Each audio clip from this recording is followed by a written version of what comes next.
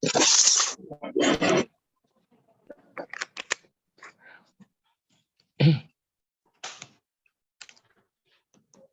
1, 2. Oh, sepertinya mungkin jaringannya,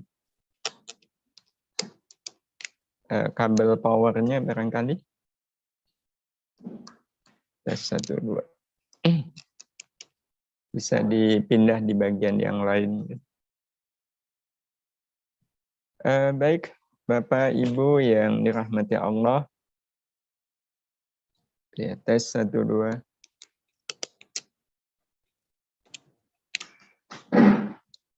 Ya. Tes 1, 2. Tes 1, 2. Tes 1, 2. Alhamdulillah. Baik, terima kasih Bapak Ibu yang dirahmati Allah Subhanahu wa taala. Jadi mihrab itu ya, satu ruangan ya, dalam satu bangunan yang memang digunakan untuk mendekatkan diri, ya, beribadah secara khusus, ya zikir, ibadah, taqarrub kepada Allah Subhanahu wa taala. Ya, sebagaimana disebutkan di Quran, ya, Allah pernah menyebut kata mihrab ya di Quran, yaitu di surat Ali Imran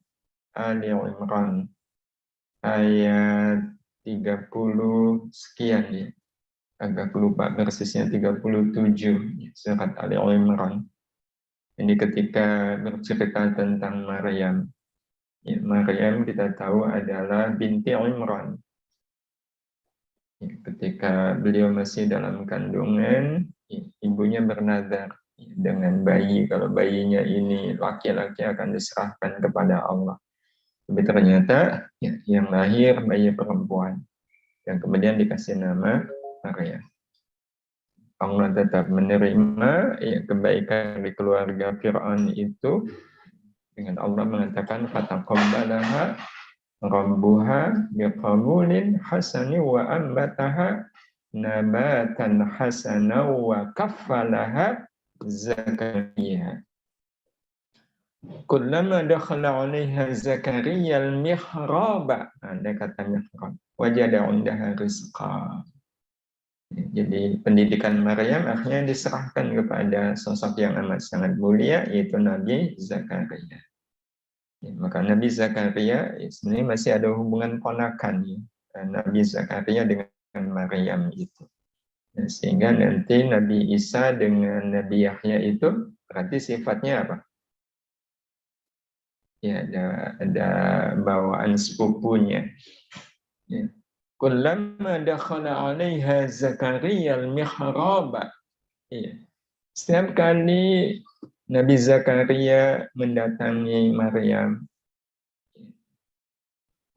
mendatangnya di mana al-mihraba di mihrab. Ya, jadi Nabi Zakaria menempatkan Maryam itu di mihrab. Mihrab itu adalah tempat yang memang khusus dibuat untuk beribadah. Jadi ini para santri, kami berpesan besok ketika kalian punya rumah, ya, ini kan wajahnya wajah insya Allah punya rumah kita semua. Jangan lupa, ya, di rumah itu ada satu ruang khusus. Kasih nama ruang itu apa? Mihrab. Ya. Memang belum lazim ya, belum lazim. Ya, biasanya yang lazim ya musola, tapi nggak apa-apa. Ya, mihrab. Ya. Ya, artinya ruangan itu dibuat khusus untuk mendekatkan diri kepada Allah Subhanahu wa taala. Nah, setiap kali Nabi Zakaria menemui Maryam di dalam mihrab, wajada 'indaha rizqa. Ya. Nabi Zakaria itu selalu menjumpai ada rizki. Ya, rizki di mihrab itu. Melihat rezeki itu, maka Nabi Zakaria berkata, qala ya Maryam anna laki hadza. Maryam, ini dari mana rezeki yang ada padamu ini?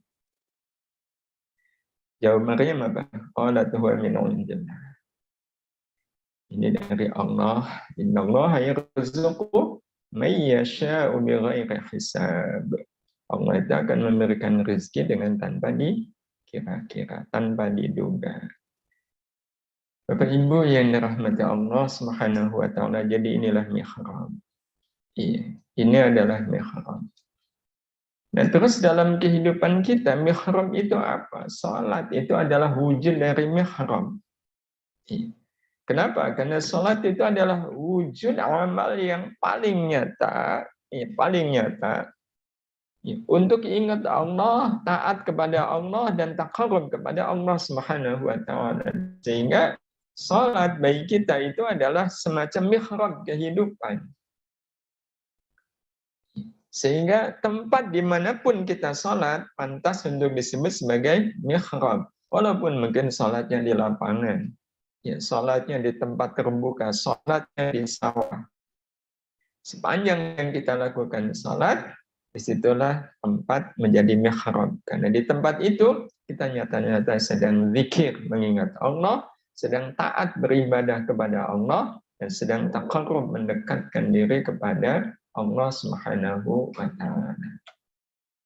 Sujud syukur di madrasah salat. Mana? Di mihrab, ya. Sujud syukur di mihrab salat. Kalau kita sujud syukur di mihrab salat, itu berarti mengandung pengertian apa, Bapak Ibu, ikhwan akhwat sekalian? Salat adalah wujud syukur yang paling nyata kepada Allah. Salat adalah wujud syukur yang paling nyata kepada Allah.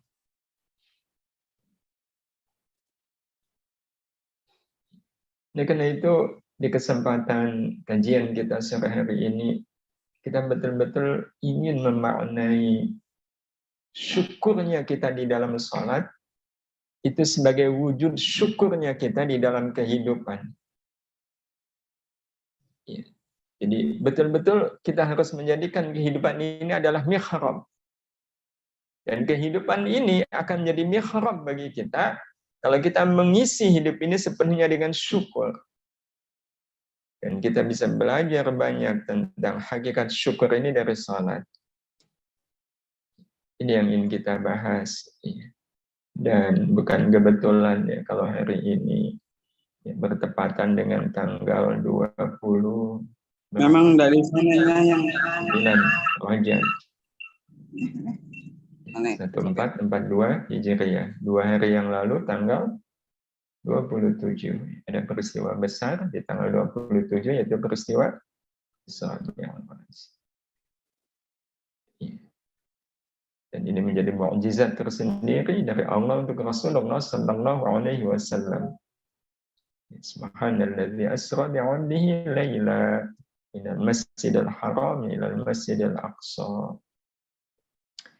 Jadi Allah memperjalankan hambanya, yakni Rasulullah Muhammad sallallahu alaihi wasallam, dari Masjidil Haram di Makkah ke Masjidil Aqsa lepas tengah malam. Sebelum subuh sudah sampai Masjidil Aqsa di Palestina. Tempat yang Allah sebut ya barakna haulahu, penuh dengan keberkahan. Tapi hari ini kita betul-betul menahan tangis, menahan kesedihan. Karena tempat yang diberkahi oleh Allah itu sekarang berada dalam penguasaan Yahudi. Dijajah oleh Yahudi, dicaplok oleh Yahudi. Dan saudara-saudara kita di Palestina ditindas, dizalimi, direbut hak-haknya. Yang membuat kita semakin sedih karena sepertinya dunia tidak lagi peduli dengan nasib bangsa Palestina.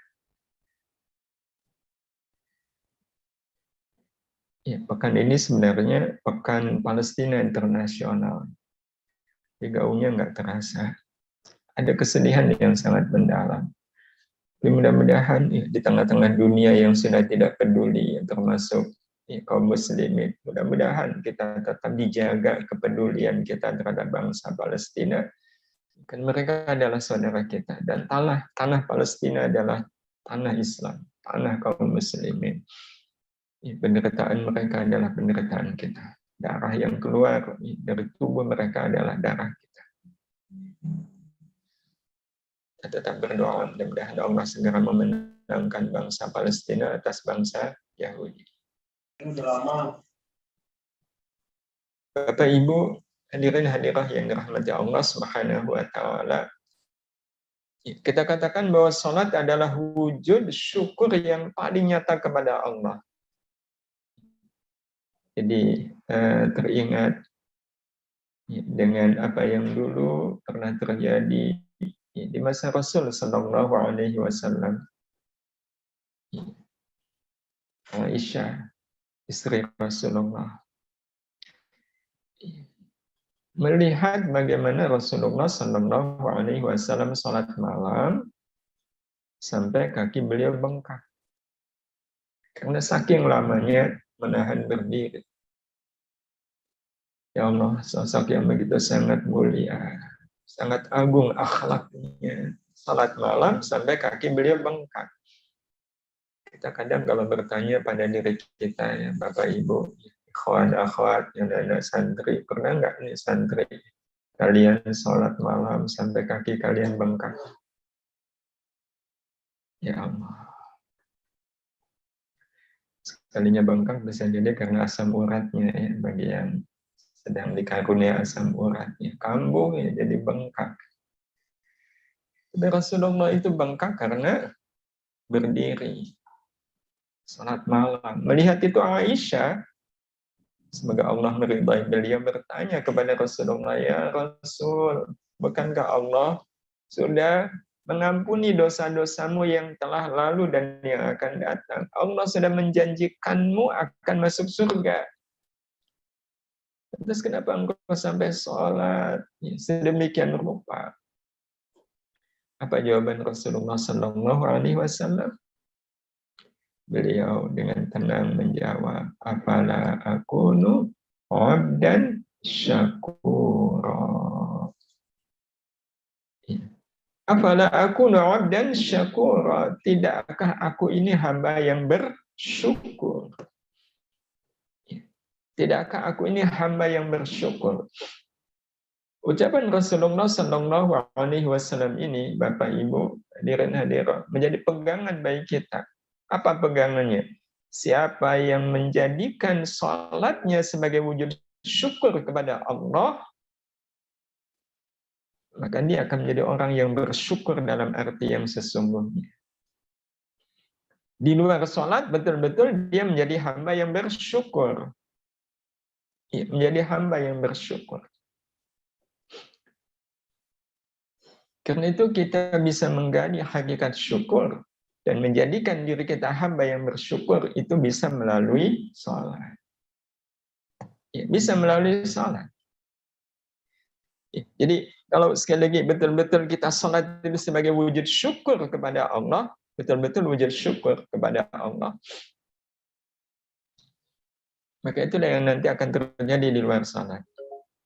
Apapun yang kita lakukan nanti menjadi wujud syukur. Jadi kalau di luar salat, ya kita puasa saya adalah wujud syukur saya kepada Allah. Kalaulah kita sedekah, ya sedekah ini wujud syukur kepada Allah. Kalaulah kita baca Quran, ya baca Quran ini adalah wujud syukur kepada Allah. Kalaulah kita mencari ilmu, ya ini wujud syukur saya kepada Allah. Karena kata orang yang betul-betul telah menjadikan salatnya sebagai wujud syukurnya kepada Allah, maka kehidupannya adalah syukurnya kepada Allah. Maka banyak orang yang mengatakan salat itu menjadi cerminan bayangan hidup seseorang di luar salat. Seperti apa orang di luar salat itu tercermin gambarannya di dalam salat. Ya, sehingga apa yang terjadi di dalam salat itu pula yang terjadi di luar salat. Nah, kalau kaitannya dengan syukur, ya, syukur itu kan nanti wujudnya ada zikir, ada taat, ada taqarrub. Maka orang kalau salatnya betul-betul wujud syukur kepada Allah, ya, zikir, taat, dan taqarrub itu menjadi nafas kehidupannya di luar salat. Jadi kalau ada orang yang salatnya bukan wujud syukur, ya dia juga sulit untuk mengimplementasikan syukur dalam arti yang sesungguhnya di luar salat. Nah, karena itu Bapak Ibu yang dirahmati Allah, kita ingin menyampaikan ya, sejenak seperti apa sih salat yang merupakan wujud syukur kita kepada Allah. Ya, salat yang merupakan wujud syukur kepada Allah.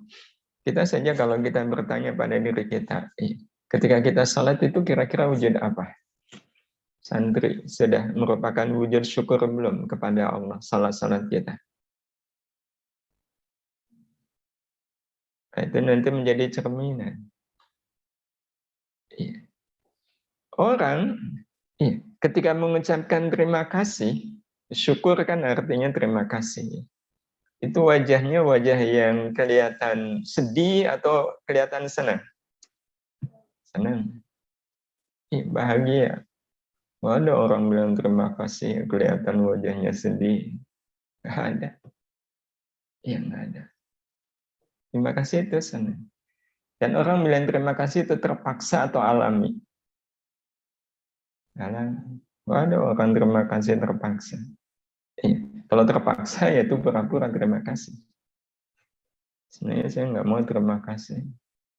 Cuma soalnya nanti nggak dikasih lagi. Udahlah saya terpaksa bilang terima kasih. Oh itu nggak terima kasih namanya. Nah itu semua wujud syukur itu akan nampak kelihatan di dalam salat. Hadirin hadirat yang dirahmati Allah.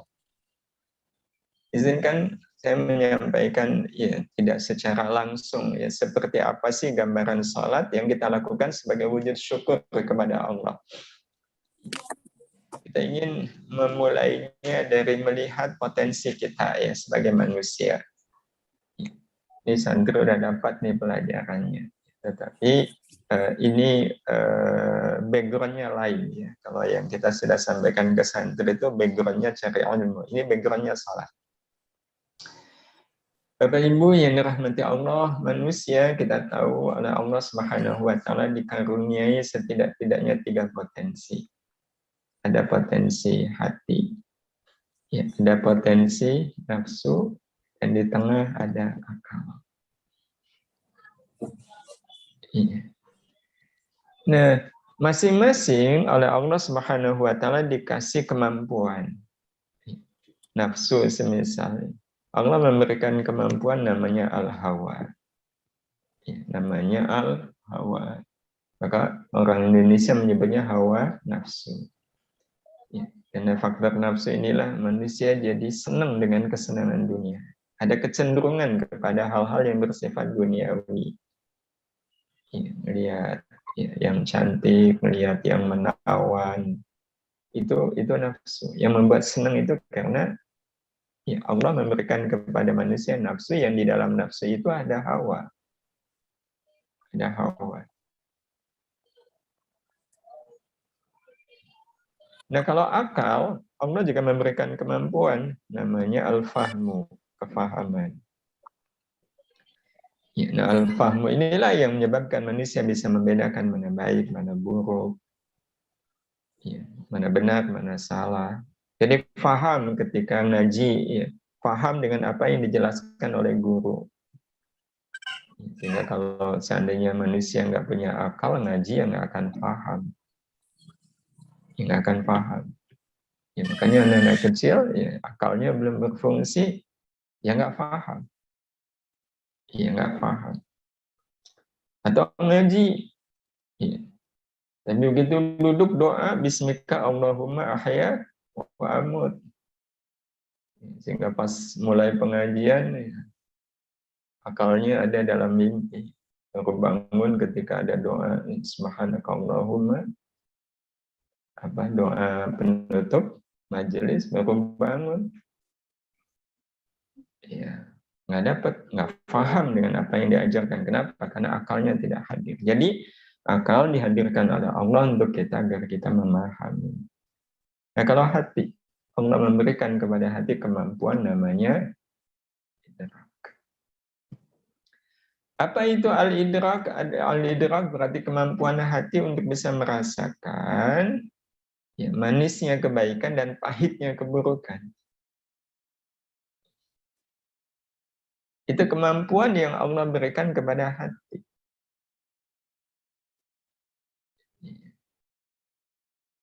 Ya, tergantung manusianya apakah memiliki kemampuan ini. Tapi sebenarnya ada kemampuan itu di dalam hati. Semua sangat tergantung sejauh mana kita menjaga kemampuan al-idrak ini di dalam hati. Ya samalah dengan akalnya. Kalau orang tidak menjaga akalnya dipakai buat minum minuman keras, kan dia tidak menjaga akalnya. Tidak mau baca buku, tidak mau hadir di majelis ilmu, nah itu namanya tidak menjaga akal. Dan sangat mungkin ada orang yang tidak menjaga hatinya.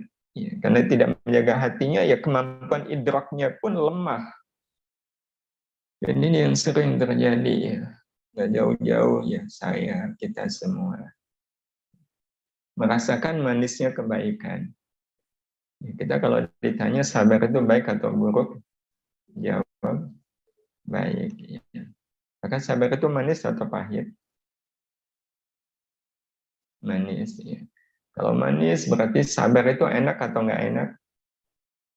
Enak. Ya. Kalau enak, ada nggak orang yang bilang sampai kapan saya harus bersabar begini? Ada. Ada. Itu artinya sabarnya manis atau pahit? Iya, pahit. Yang pahit itu keburukan. Faktanya cerita jelek orang lain itu baik atau buruk? Buruk. Iya. Tapi berapa lama orang cerita jelek orang lain? Jam, 2 jam, terus saja dan nggak kapok-kapok. Padahal kita kalau minum, ada satu minuman tertentu yang kalau kita minum itu pahit. Itu biasanya tahan berapa lama minum minuman yang pahit itu? Baru nempel di lidah aja udah berhenti. Tapi inilah Bapak Ibu yang dirahmati Allah, kemampuan idrak. Ya, banyak disia-siakan. Nah, terus apa hubungannya dengan sholat? Ya, apa hubungannya dengan sholat? Nah, ini hubungannya. Bapak Ibu yang dirahmati Allah, kalau ada orang sholat, ya, ada orang sholat, ya, maksudnya sholat ya, ini kaitannya dengan sholat. Tapi dia menyikapi sholat itu dengan nafsunya.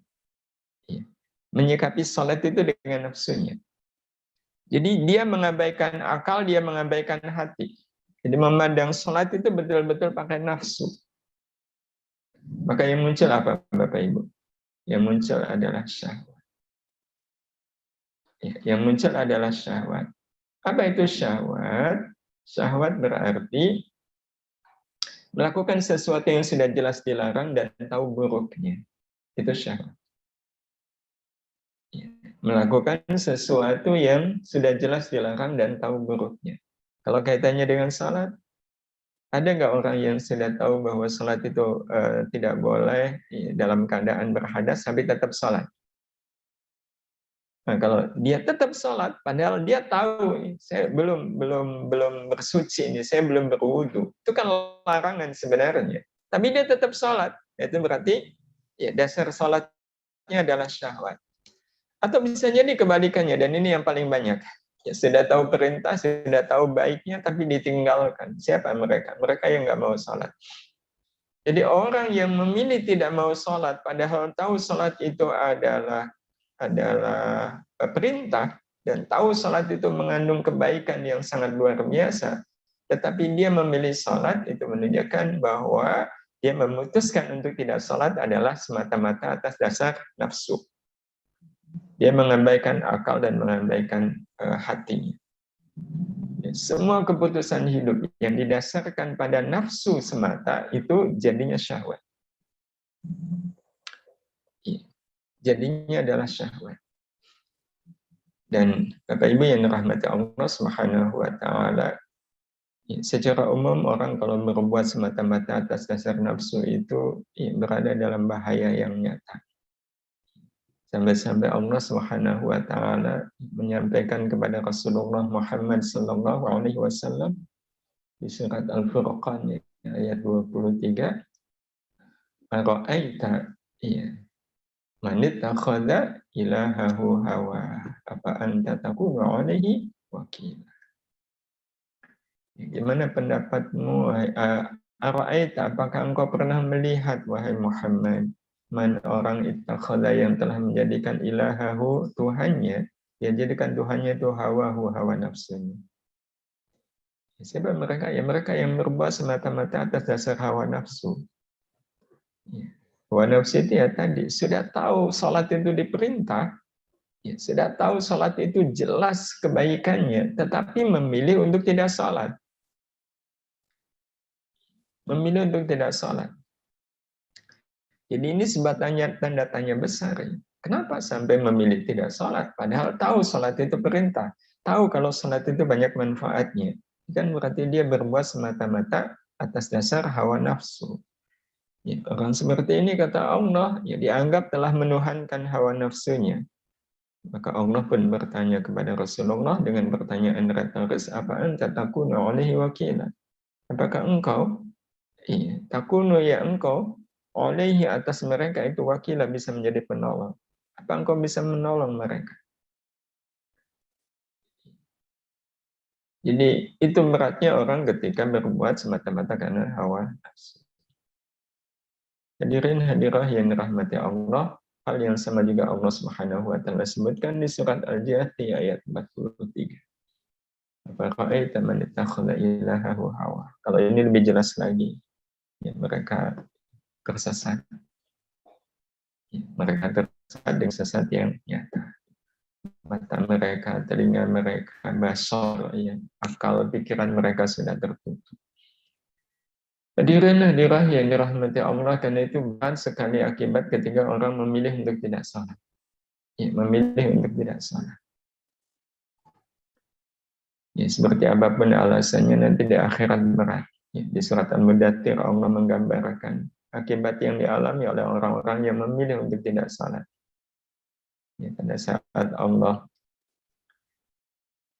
perlihatkan ya kepada orang-orang yang ada di surga seperti apa penderitaan mereka yang ada di neraka sakar, maka yang ada di surga terheran dan bertanya, ma salakakum fi sakar, apa yang menyebabkan kalian masuk neraka sakar?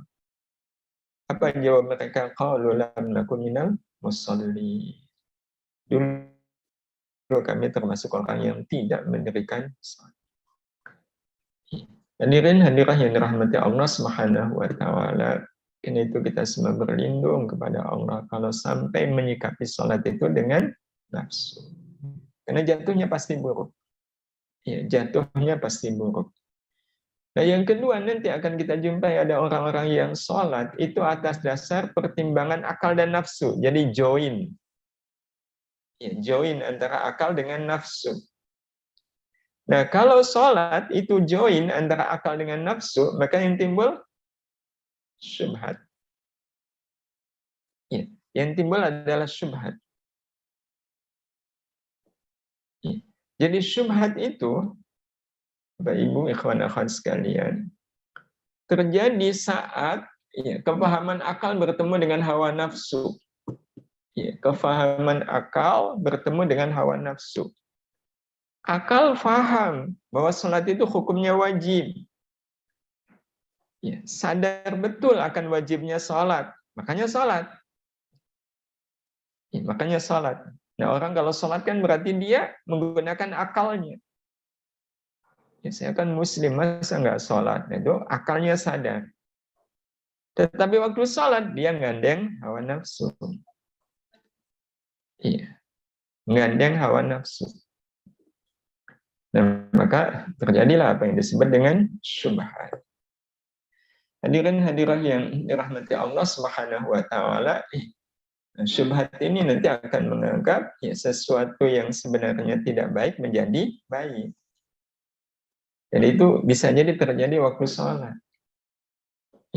Ini contoh ya, syubhat di dalam sholat. Contoh syubhat di dalam sholat. Syubhat itu kelihatannya baik, tapi sebenarnya di dalamnya ada ketidakbaikan. Baiknya itu menurut akal, ya, tetapi tetap menjadi tidak baik. Makanya syubhat.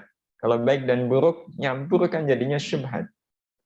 Putih ya putih, hitam ya hitam. Tapi kalau putih dengan hitam ketemu jadinya abu-abu kan nggak jelas. Ya, itu syubhat. Apa contohnya? Dan ini ya, yang kadang kita sendiri tidak menyangka bahwa ini adalah bagian dari syubhat. Ya. Ini ketika orang sholat, senang dia sholat berjamaah karena imam suaranya enak. Karena imam suaranya enak. Kelihatannya wajar-wajar aja, tapi kalau kita perhatikan Bapak Ibu yang dirahmati Allah, ini bagian dari masuknya syubhat di dalam sholat. Yang kalau dibiarkan, ya sholatnya tidak akan memberikan pengaruh yang nyata bagi hidup dan kehidupan.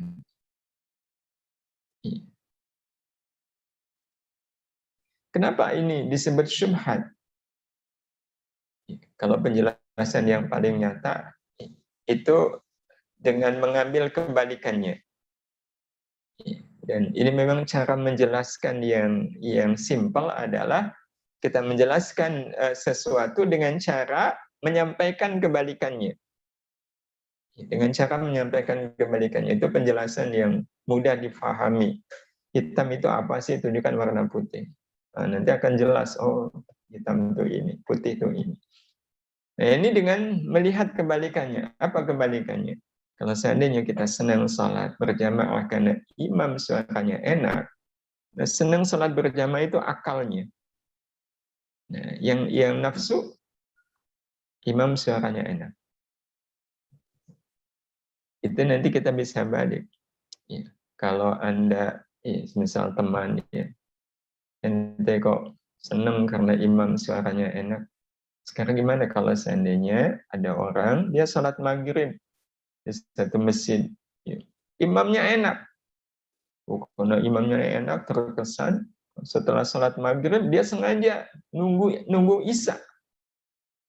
Iya, karena merasa enak gitu sholat. Berharap nanti isya bisa ketemu imam itu lagi. Itu ternyata isya imamnya beda. Dan imam sholat isya udah tua, baca Qur'annya nggak pakai lagu, nggak pakai nada, makhrajnya benar, cuma suaranya nggak enak dan nggak pakai irama. Pertanyaannya, orang yang tadi merasakan enaknya sholat, senangnya sholat waktu maghrib, apakah dia juga merasakan senang dengan sholat isya? Kalau selesai sholat kita tanya, ya, Mas gimana tadi sholat isya? Kok beda tadi dengan maghrib? Ya. Berarti dia menganggap sholat isyanya nggak enak, betul?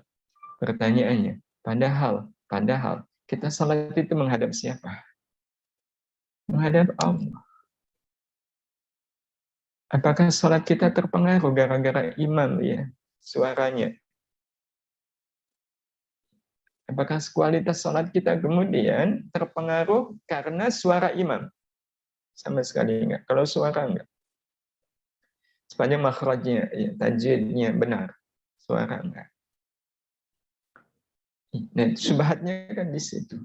Berarti dia sholat itu, dia bangun sholat itu antara dia dengan siapa? Imam. Padahal sholat itu adalah amal antara kita dengan Allah. Nah, itu letak syubhatnya. Kalau sholat itu antara kita dengan Allah, ya udah, yang penting sholat ini sesuai dengan syarat rukunnya. Imam benar, suaranya aja yang nggak enak.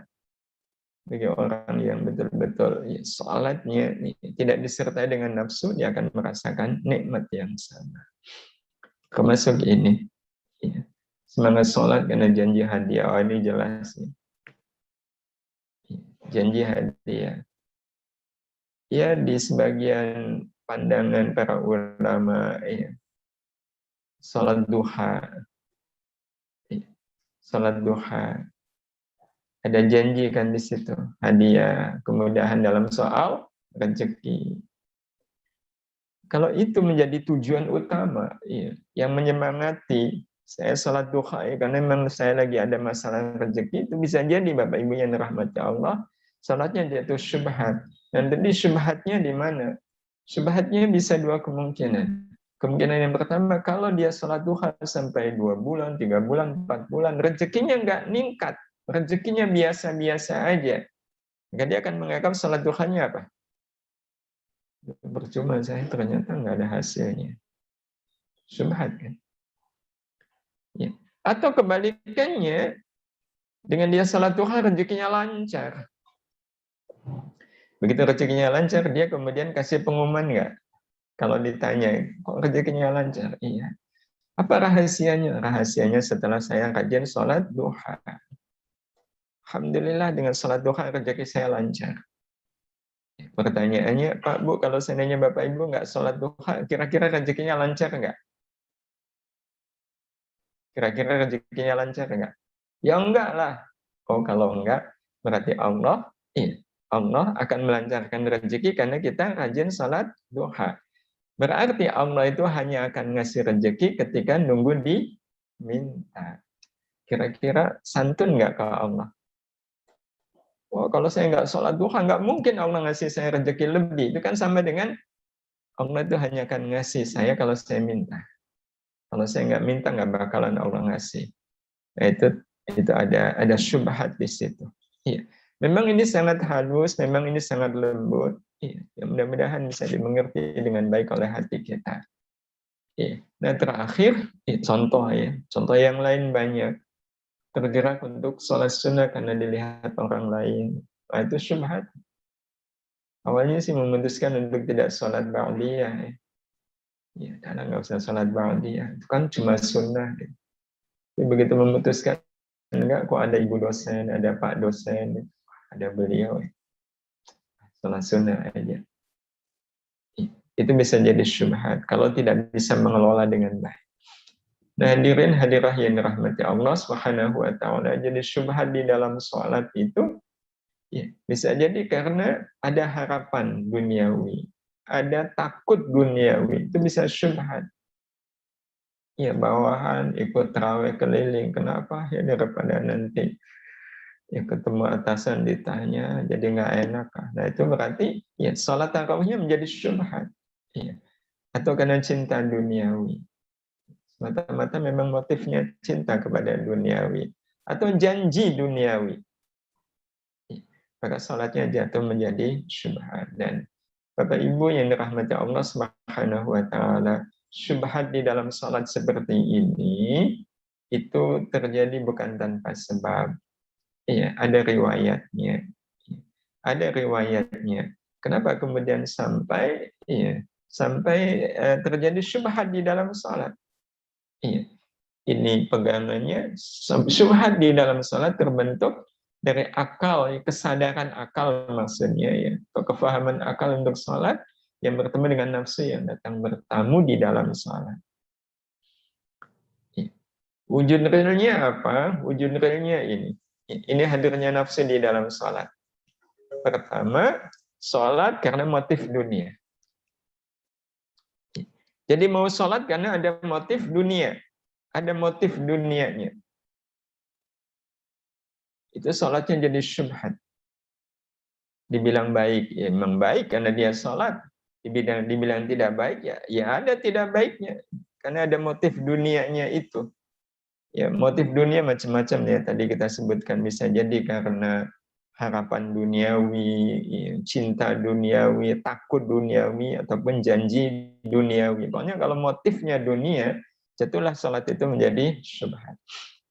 Yang kedua, tidak menjaga hati selama sholat. Jadi kalau ada orang sholat tidak jaga hati, berarti sholatnya itu disertai dengan nafsu. Tidak jaga hati, dan tidak jaga hati itu banyak. Ya banyak. Karena itu kenapa ada anjuran untuk khusyuk. Ya, ada anjuran untuk khusyuk. Meskipun untungnya khusyuk itu tidak menjadi rukun sholat.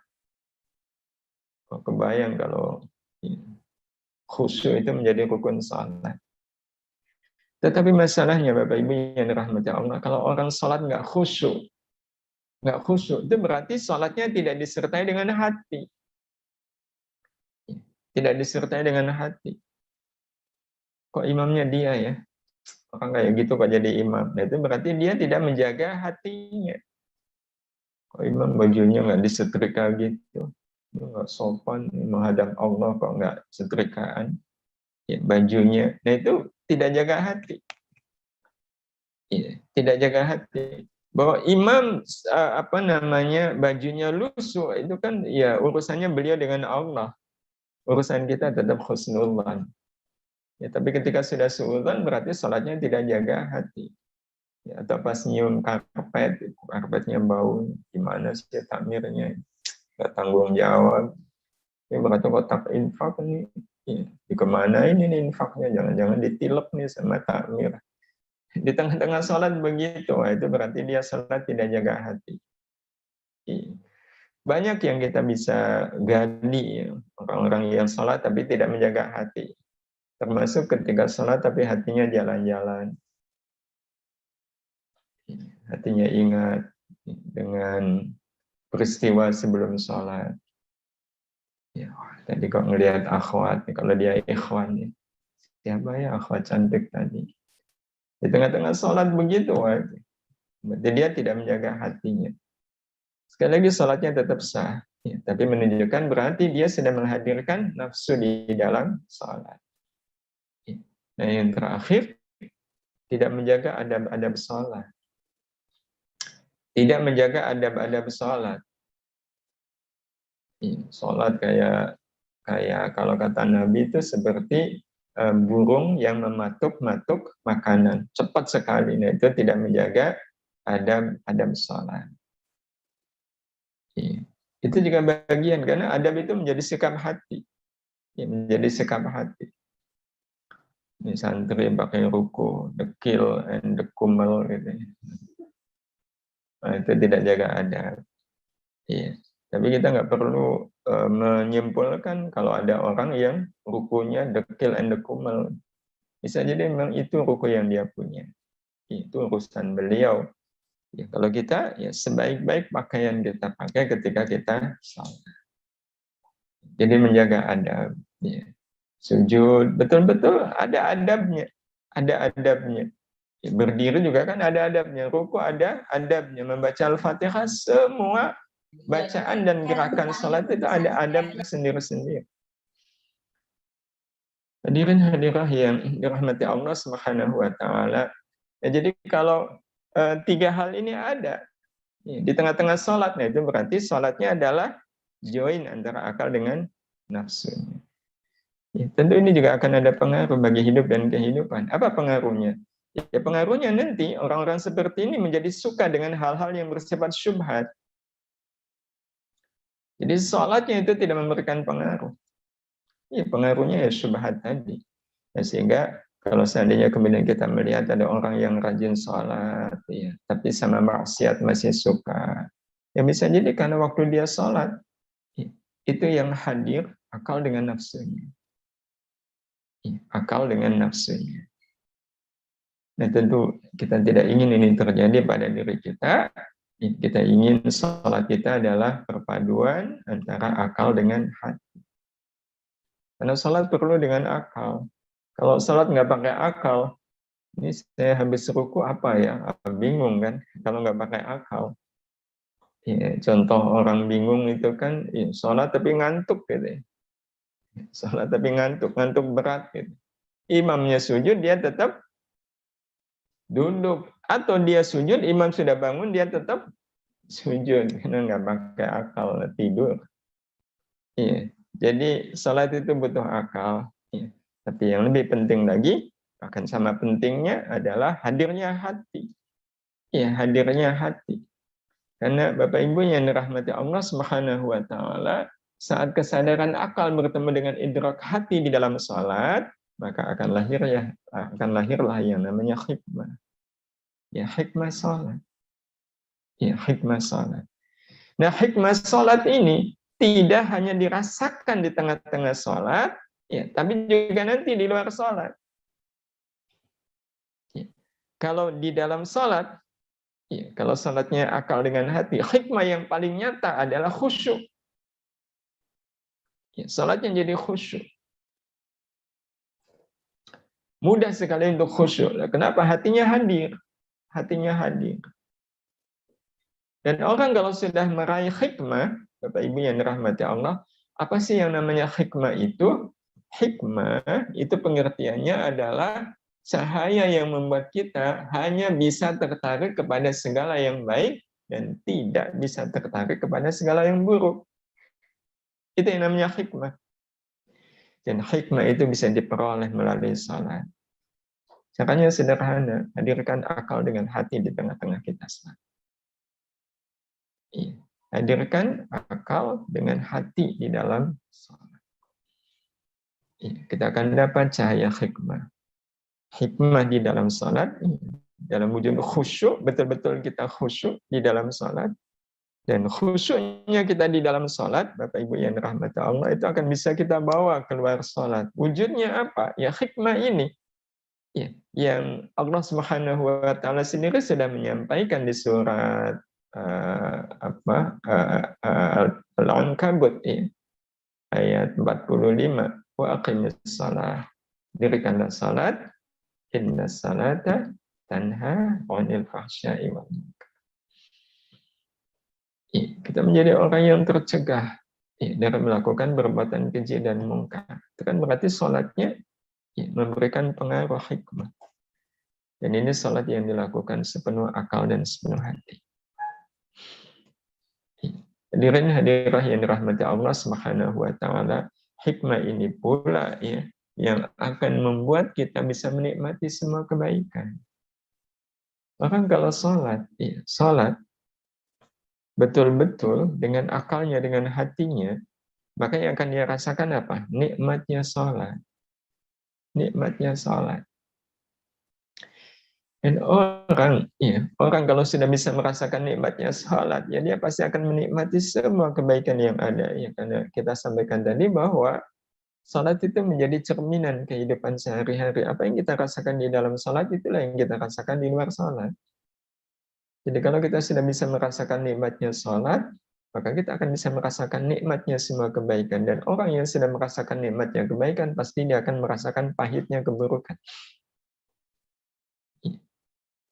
Dan itu yang dikatakan oleh Nabi kita Muhammad Sallallahu Alaihi Wasallam dalam salah satu sabda beliau, wa ju'ilat qurratu 'aini fis shalah. Dan telah dijadikan qurratu 'aini, ketenangan hatiku, penyejuk mataku fis sholati, di dalam salat. Fis sholati, di dalam salat. Itu Rasulullah Sallallahu Alaihi Wasallam. Itu Rasulullah. Sehingga apa pesan beliau kepada Bilal ketika sudah masuk waktu sholat, ketika sudah ada kesempatan untuk sholat? Apa jawab Rasul? Apa kata Rasul kepada Bilal? Arikhna biha ya Bilal. Ayo kita rehatkan diri kita ini dengan sholat ya Bilal. Jadi istirahatnya Rasul itu adalah dengan sholat. Ketenangan beliau itu dengan sholat. Kebahagiaan beliau itu di dalam sholat. Hadirin hadirah yang dirahmati Allah Subhanahu wa taala, orang kalau sudah mendapatkan hikmah di dalam salat, maka dia juga akan bisa mendapatkan hikmah itu di luar salat. Apa contoh hikmah di luar salat? Nah, ini contohnya. Berbuat baik kepada orang yang berlaku tidak baik ke kita. Itu sudah hikmah. Dan merasakan nikmatnya berbuat baik kepada orang yang nggak baik. Itu pengaruh salat. Itu pengaruh salat. Jadi salat itu betul-betul mihrab kehidupan. Nah, yang membuat kita bahagia, berbuat baik kepada orang yang nggak baik ke kita itu siapa? Allah. Melalui cahaya hikmah yang Allah berikan kepada kita sebagai hadiah dari Allah, karena kita salat menyertakan akal dengan hati. Termasuk memberikan yang paling kita sukai kepada orang yang tidak suka kepada kita. Ya Allah. Dan pernah memberikan yang paling kalian sukai kepada yang nggak suka. Ada lagi nggak suka gitu. Terus pulang-pulang, saya tahu adik lagi nggak suka. Memberikan yang paling disukai, wah itu luar biasa. Dan bukan dalam rangka agar adik itu berubah menjadi baik, enggak. Tapi lebih karena melihat ini peluang amal yang sangat tinggi nilainya di sisi Allah Subhanahu wa Ta'ala. Hadirin hadirah yang dirahmati Allah, ya, termasuk mendahulukan orang lain walau kita sendiri dalam keadaan butuh. Ithar istilahnya. Tetap mendengarkan nasihat dari orang yang amalnya tidak lebih baik dari kita. Oh, itu hikmah kan? Dinasihatin oleh orang tentang kesabaran, padahal saya tahu orangnya nggak sabaran gitu. Dan ini santri gimana? Kalau seandainya ya kalian sudah teruji sabarnya, kalau sudah paham betul apa itu sabar, terus dinasihatin oleh orang yang jelas dia belum mengamalkan sabar itu, dengarkan atau tidak dengarkan?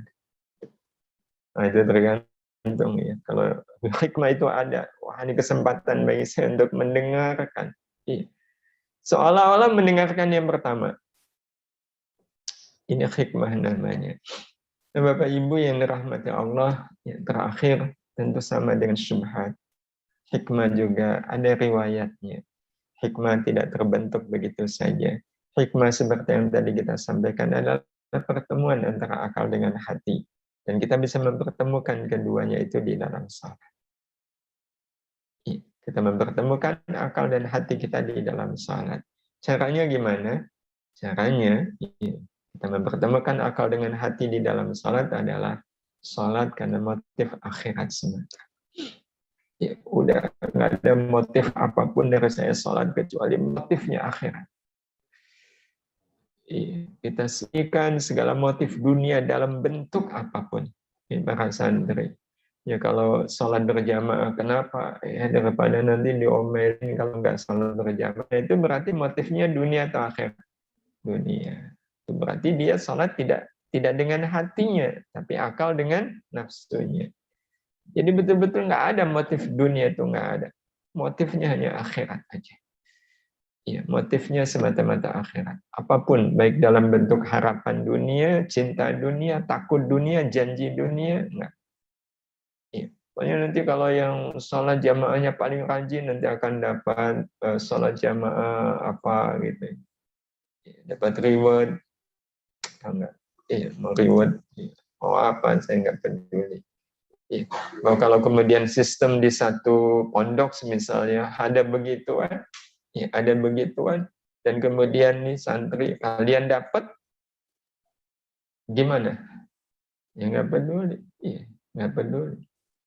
Ya, kalaupun kemudian ada penobatan ya hadiah gitu, ya, bisa jadi memilih untuk nggak usah datang. Ya, memilih untuk nggak usah datang. Kalaupun ada hadiah paling aman, ya hadiah itu dihadiahkan lagi. Karena memang saya sholat ini semata-mata karena Allah. Nah, gimana kalau seandainya saya sholat duha nih, motifnya akhirat, tapi habis sholat duha kok rezekinya banyak, dan gimana? Ya nggak usah terpengaruh dengan rezeki yang banyak.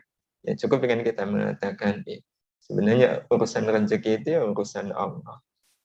Ya, saya yakin bahwa saya sholat, bahwa rezeki yang banyak ini bukan karena saya rajin sholat duha.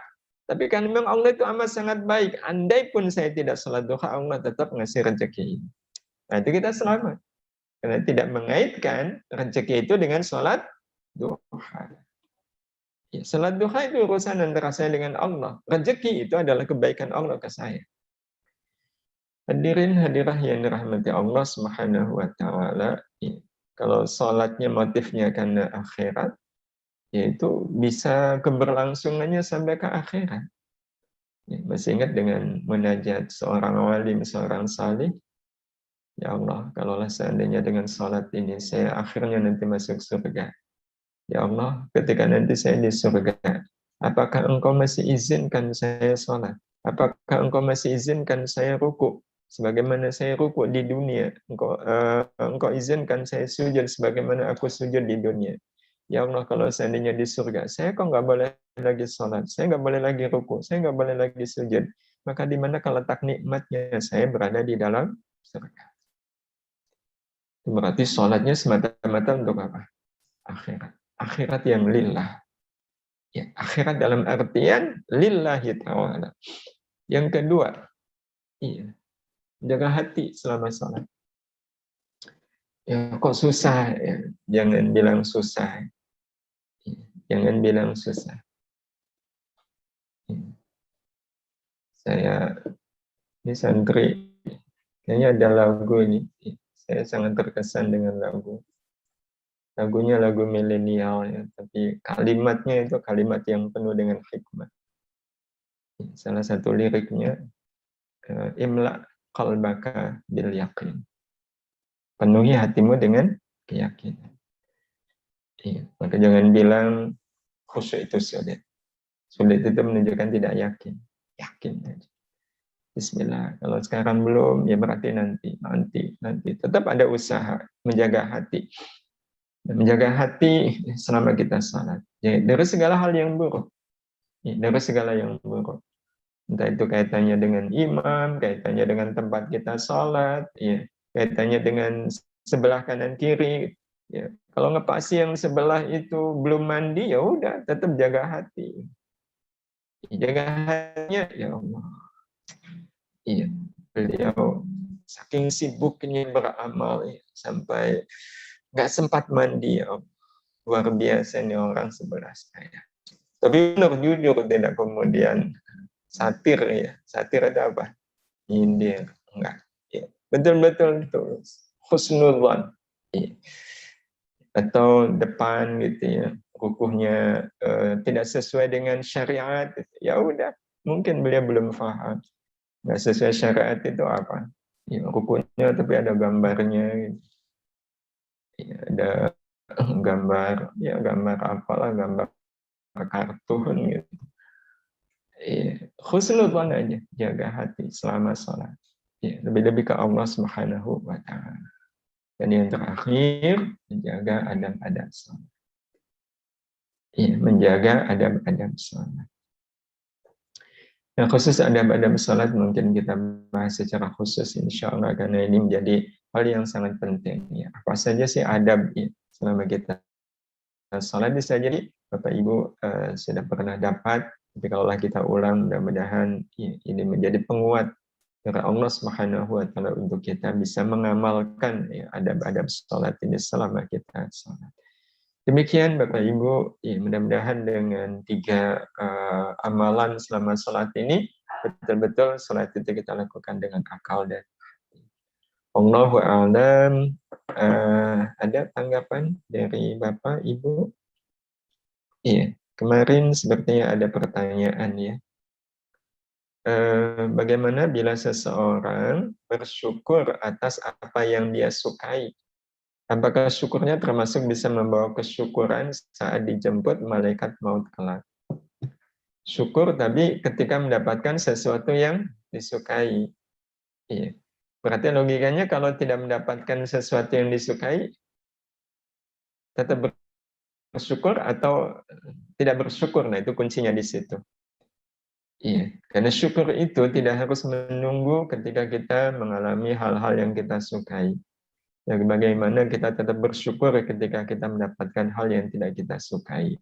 Justru syukur yang ada kaitannya dengan ya, didatangi oleh malaikat maut itu adalah ketika kita tetap memilih bersyukur ya, saat mendapatkan hal-hal yang tidak kita sukai. Iya, hal-hal yang tidak kita sukai. Di situ kita malah lebih bersyukur. Itu yang nanti kita sedang menyiapkan senyum terbaik ya, untuk malaikat maut saat beliau datang menjemput kita. Jadi, ini bagian dari hikmah. Jadi syukur ya, tidak hanya pada senangnya kehidupan, tapi juga pada susahnya kehidupan, itu berarti syukurnya sudah dengan hati. Tapi kalau orang bersyukur hanya pada saat dia akan dia sukai, berarti syukurnya baru dengan akal. Iya, syukurnya baru dengan akal, belum dengan hati. Dan itu ada kaitannya dengan sholat tadi. Orang kalau sholatnya betul-betul akal iya, hati iya, maka insya Allah dia akan menjadi orang yang terus bersyukur baik dalam keadaan senang maupun dalam keadaan. Kemudian yang kedua, kalau hidup adalah syukur. Apa yang bisa kita syukuri dari penderitaan yang saudara kita rasakan? Semisal kita belum bisa melakukan apapun. Sebenarnya kalau semisal betul kita punya saudara, punya teman, punya sahabat yang lagi susah, kita bisa melakukan apa yang kita mampu. Iya, kita bisa melakukan apa yang tidak mampu, apa yang kita tidak mampu. Maksudnya kita pasti bisa melakukan. Tapi saya nggak bisa punya kemampuan, enggak. Pasti ada. Setidak-tidaknya doa. Ya, setidak-tidaknya doa. Dan kalau doa pasti mampu. Ya. Pasti mampu, ya Allah. Saya tahu betul saudara saya nggak mampu. Saya pengen sekali membantu, ya Allah. Tapi Engkau Maha tahu betapa saya tidak punya kemampuan untuk membantu beliau. Karena urusannya dengan finansial. Saya sendiri dalam keadaan kurang, ya Allah. Saya tidak bisa membantu apa-apa kecuali doa, ya, mudahkan urusannya, ya, lapangkan rezekinya, ya, luaskan keberkahan hidupnya. Ya, itu sudah merupakan bentuk syukur, ya, syukur kepada Allah lewat doa kita untuk beliau. Paling kurang ya kalaulah sebenarnya sebelum kita berdoa ya kita bisa saja berupaya menghubungkan beliau dengan orang-orang yang kita kenal punya kemampuan. Katakan kita punya teman dia kaya, dia mampu, ya kita hubungi beliau. Ada teman saya, teman kita, kalau dia nggak kenal ya berarti teman saya lagi susah. Ya, jangan kan kelihatan berlebih, bisa nggak bantu teman saya? Moga nanti menghubungi sendiri teman saya itu. Ya, nah itu juga bagian dari kita membantu sesuai dengan kemampuan, yakni menghubungkan ya, orang yang lagi susah ya, dengan saudara-saudara kita yang oleh Allah Subhanahu wa taala diberi kelebihan. Karena orang-orang yang diberi kelebihan yang beliau ini faham, pasti membutuhkan orang yang mau menerima kelebihannya, orang yang mau beliau bantu. Ya, karena ada saja orang-orang yang oleh Allah diberi kelebihan tapi bingung ini, saya mau ngasih kemana, gitu, ke siapa. Nah, kita bisa bantu. Ya, jadi kita fungsinya menghubungkan. Nah, kalau itu kita ada kemampuan, ya itu juga bagian dari kita bersyukur. Ini menjadikan kesusahan saudara kita sebagai kesempatan bagi kita untuk melakukan amal yang disukai oleh Allah Subhanahu wa taala. Begitu, ada yang dari lain jamaah? Ada ya? Apa? Waalaikumsalam warahmatullahi.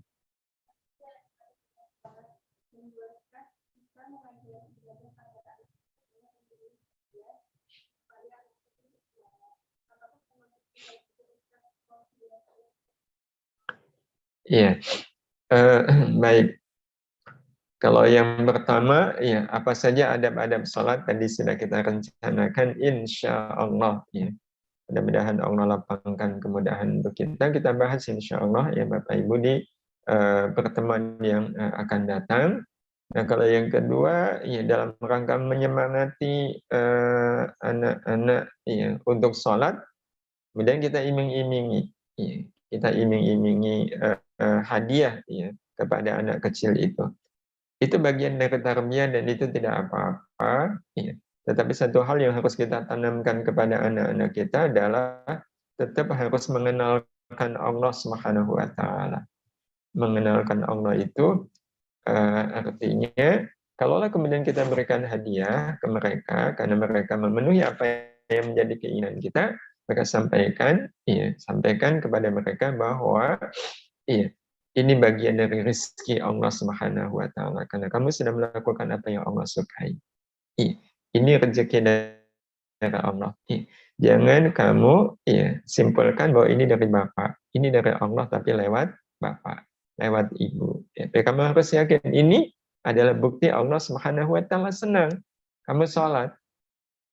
Senang kamu sholat. Hanya Allah kasih lagi. Nah, kalau dia masih anak-anak, ya nggak apa-apa kita sampaikan begitu. Nah, tapi nanti kalau sudah besar, sudah dewasa, kita tanamkan ya, pengetahuan yang lebih. Ya, bahwa kita sholat itu ya udah pokoknya antara kita dengan Allah Subhanahu wa taala.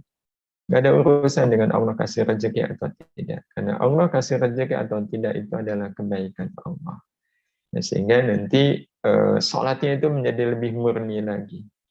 Tapi sebagai bagian dari tahapan, ya seperti itu tidak mengapa kita lakukan untuk anak-anak kita, karena mereka kan tertarik dengan hal-hal yang nampak. Ya, karena akalnya masih lebih kuat daripada hatinya. Tapi tetap kemudian kita berusaha agar hatinya nanti menjadi lebih kokoh, lebih kuat ya daripada akalnya. Nah, sehingga akal itu berada dalam kendali hati. Jadi akalnya tetap bersama dengan hati, tetapi hati itu pengaruhnya lebih kuat daripada akal. Kalau ini yang kita lakukan, yang terjadi pada siapapun termasuk anak-anak kita, maka insya Allah anak-anak kita beramal itu betul-betul sepenuh akal dan hati. Tapi hatinya lebih kuat. Nah, salah satu tanda bahwa hati itu lebih kuat adalah apapun amalnya, ya, unsur ya, akhiratnya, ya, unsur akhiratnya itu ya, lebih kuat daripada unsur dunia. Begitu, Bapak Ibu, yang kita bisa sampaikan.